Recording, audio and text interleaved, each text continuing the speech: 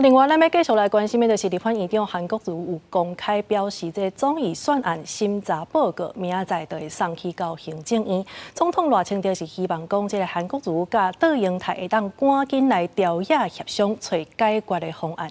也毋过，国民党却认为讲，这就是总统咧插手来指导。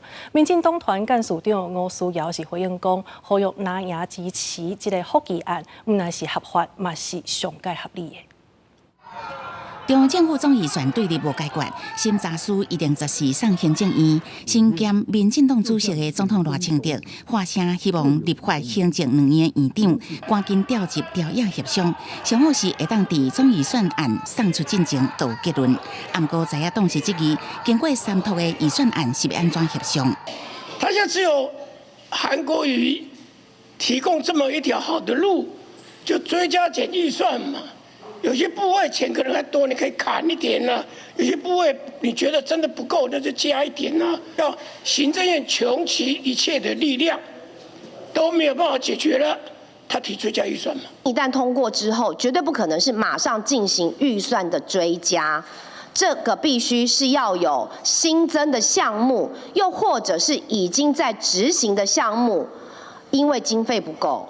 又或者是发生了新的一些天灾地变，或者是疾病，才有机会用特别预算或追加预算的方式来处理。总预算案持续卡条的，国民党立法党团提出新会期要推动行钱互民2.0，每一个人普发1万块现金，列作重大民生提案，国家这个普发现金法制化，强调已经有得到甲民众党的初步共识，不过气候绿营批评是违宪。张启凯委员他们提到，就是有关还债的问题啊，这个部分呢，其实我们觉得税收超征，你来做还债，我们也可以同意的啊。但是我刚才跟大家报告，财政部没有减税计划。